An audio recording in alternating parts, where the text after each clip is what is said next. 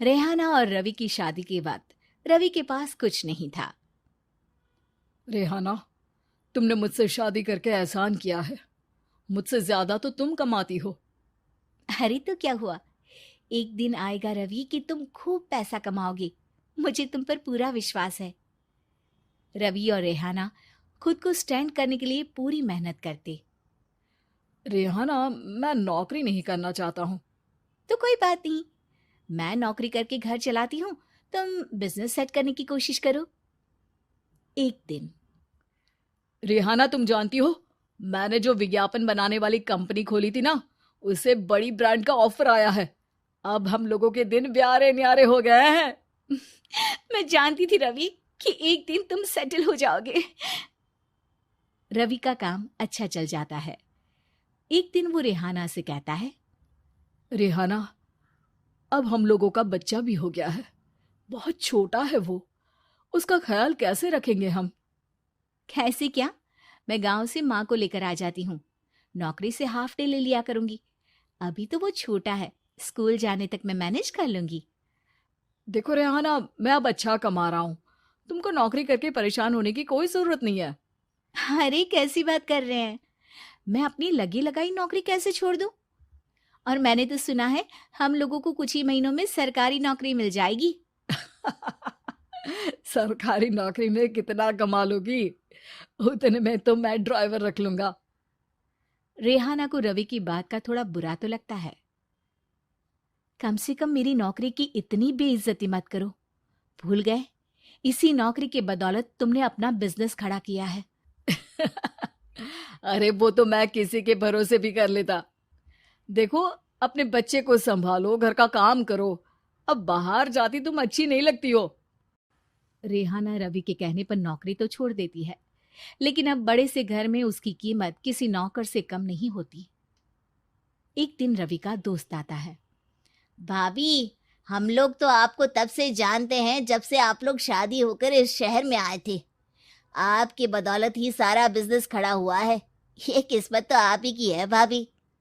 हाँ हाँ भाई, हमारी मेहनत तो कुछ है ही नहीं। अरे होगी, लेकिन भाभी की किस्मत के आगे कुछ नहीं। दोस्त वहां से चला जाता है, लेकिन रवि का गुस्सा सातवें आसमान में होता है। देखा कैसे बोल रहा था? अरे बिल्कुल अच्छा आदमी नहीं है ये। कैसी बात कर रहे हैं आप? प्रशांत भैया तो बहुत अच्छे इंसान है रवि।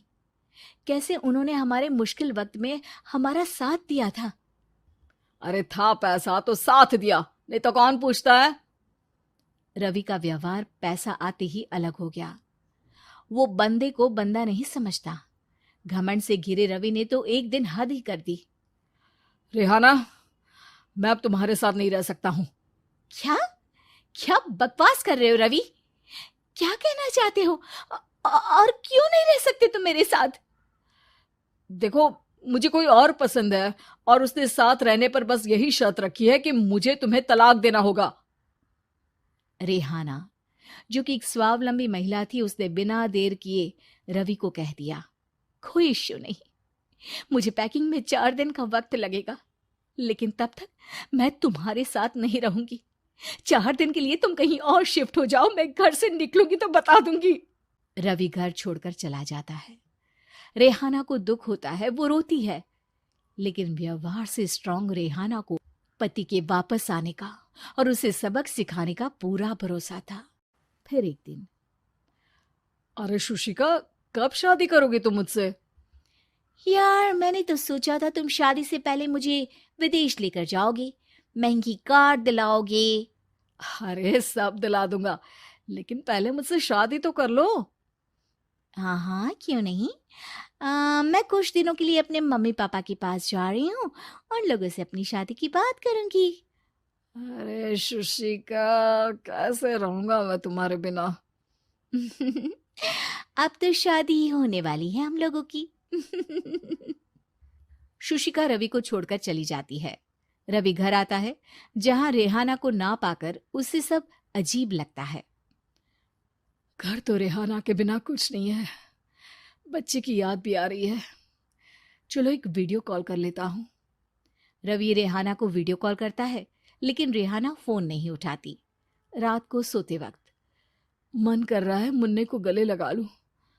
चलो कोई ना, शुशिका से शादी के बाद मेरे और भी बच्चे होंगे। अगले दिन रवि ऑफिस जाता है, जहां टीना खड़ी होती है।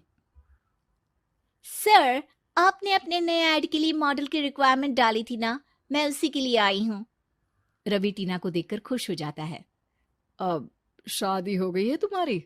नहीं सर, बस अच्छा सा हैंडसम और अमीर लड़का देख रहे हैं मेरे मम्मी पापा। रवि के दिमाग से तो टीना को देखकर शुशिका का ख्याल भी खत्म हो जाता है। अरे यार, ये लड़की मिल जाए, कितनी सुंदर है। शुशिका तो इसके आगे कुछ नहीं है। अब क्या तुम्हें ऐसा नहीं लगता कि मुझसे मिलकर तुम्हारी ये खोज खत्म हो गई है? आप तो 2 बच्चों की पापा लग रहे हैं।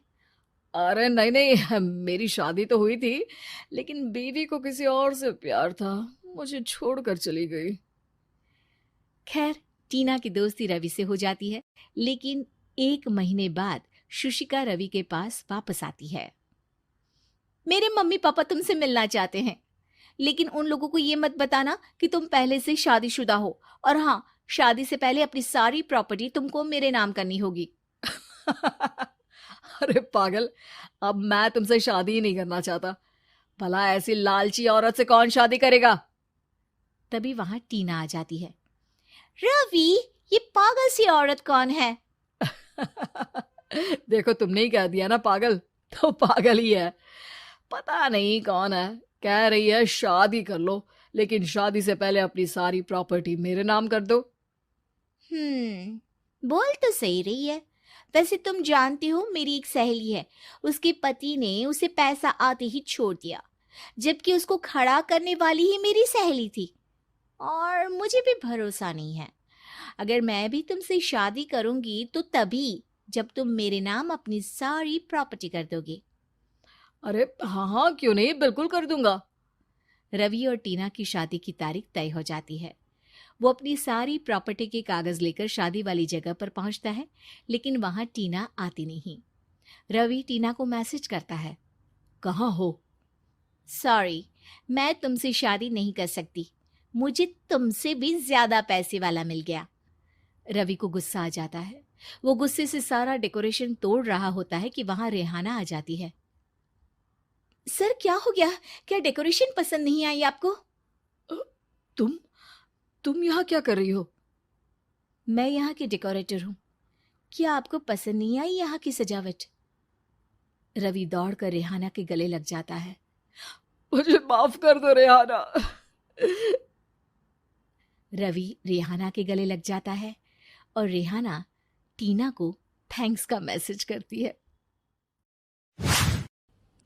पिताजी, जल्दी चलिए, वरना मैं आज स्कूल में देरी से पहुंचूंगा।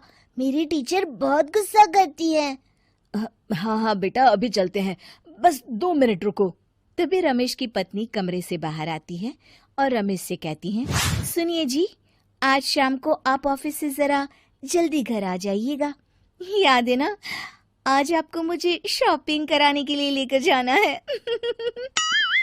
अरे भाग्यवान, इस महीने हाथ जरा तंग है। मेरी मानो तो शॉपिंग का विचार कुछ दिनों के लिए अपने दिमाग से निकाल ही दो। मैं तुम्हें अगले महीने पक्का शॉपिंग कराने ले जाऊंगा। अभी मुझे चलना चाहिए, वरना राजू को स्कूल पहुंचने में देर हो जाएगी।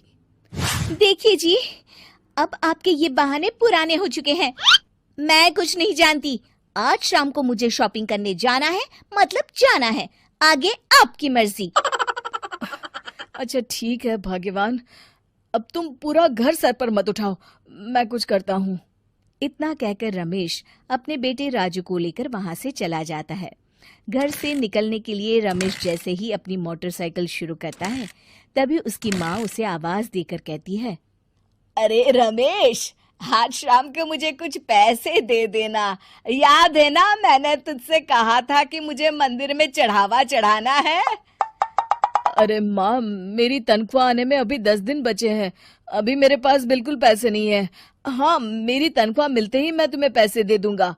रमेश की माँ चिढ़कर कहती हैं, अरे तेरा दिमाग तो खराब नहीं हो गया? मैंने तेरे भरोसे मंदिर के पुजारी जी से वादा कर दिया है, और तू कह रहा है कि पैसे नहीं है। अब मैं पुजारी जी को क्या जवाब दूंगी? तुझे तो मेरी इज्जत की भी कुछ परवाह नहीं है। अच्छा ठीक है माँ, अब तुम गुस्सा मत करो, मैं शाम तक कुछ इंतजाम करता हूँ। इतना कहकर रमेश वहां से चला जाता है।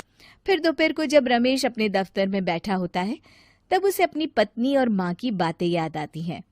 रमेश अपने दफ्तर के एक साथी मोहन से कुछ रुपए उधार मांगता है। अरे भाई मोहन, मेरा एक छोटा सा काम कर दो, मुझे कुछ रुपयों की सख्त जरूरत है। मुझे कुछ दिनों के लिए क्या तुम रुपए उधार दे सकते हो? अरे रमेश भाई, मैं तुम्हें पैसे उधार तो दे सकता हूँ, लेकिन मुझे वक्त पर पैसे लौटा देना।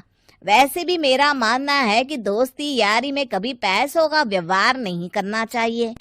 ये कहावत तो तुमने सुनी ही होगी कि उधार प्रेम की कैंची है। मैं नहीं चाहता कि पैसों को लेकर हमारा रिश्ता खराब हो। अरे मोहन, तुम बिल्कुल चिंता मत करो, मैं तुम्हारे पैसे वक्त पर लौटा दूंगा। फिर मोहन रमेश को पैसे दे देता है। शाम को घर आकर रमेश कुछ पैसे अपनी माँ को देता है और साथ ही अपनी पत्नी को भी शॉपिंग कराने बाजार लेकर जाता है। रमेश की पत्नी और उसकी माँ का स्वभाव जरूरत से ज्यादा खर्चीला होने के कारण दोनों हमेशा बेवजह पैसे खर्च करती हैं। फिर एक दिन, सुनिए जी, अगले हफ्ते हमने छुट्टियों में कहीं बाहर जाने का प्लान बनाया था। आपने पैसों का इंतजाम कर लिया ना? अरे अभी कहाँ, अभी तो मेरे पास बिल्कुल पैसे नहीं है, हम कभी और चले जाएंगे। देखिए जी, मैंने सभी सहेलियों से कह दिया है कि मैं बाहर घूमने जा रही हूँ। अगर मैं नहीं गई तो सब मुझ पर हंसेंगी। आप कहीं से भी पैसों का इंतजाम कीजिए जी। इतना कहकर रमेश की पत्नी वहां से चली जाती है। वहीं दूसरी तरफ रमेश की माँ भी तीर्थ यात्रा जाने की जिद करती है और रमेश से पैसे मांगती है। फिर अगले दिन रमेश एक सेठ से पैसे उधार लेकर अपनी पत्नी और बेटे को घुमाने ले जाता है और अपनी माँ को भी तीर्थ यात्रा पर भेज देता है। लेकिन जैसे ही रमेश अपनी छुट्टियां बिताकर वापस आता है, कर्जदार उसका जीना मुश्किल कर देते हैं। इतना ज्यादा कर्ज एक साथ अपने ऊपर देख रमेश काफी परेशान रहने लगता है। फिर एक दिन राजू की स्कूल की फीस वक्त पर न भर पाने के कारण रमेश को स्कूल में बुलाया जाता है। स्कूल के प्रिंसिपल साहब रमेश को सख्त हिदायत देते हैं कि अगर वक्त पर स्कूल की फीस नहीं भरी गई तो उनके बेटे का नाम स्कूल से काट दिया जाएगा। अपने बेटे की स्कूल की फीस भरने के लिए रमेश अपने दोस्त गिरधारी से कुछ पैसे उधार ले लेता है और स्कूल की फीस भर देता है। रमेश की माँ और उसकी पत्नी खर्चे और घर की जिम्मेदारी संभालते संभालते धीरे धीरे रमेश पूरी तरह कर्ज में डूब जाता है। और तभी एक दिन दफ्तर में काम करते समय रमेश की तबीयत अचानक बिगड़ जाती है और वो बेहोश होकर गिर पड़ता है। उसे जल्दी से पास के एक अस्पताल में भर्ती कराया जाता है।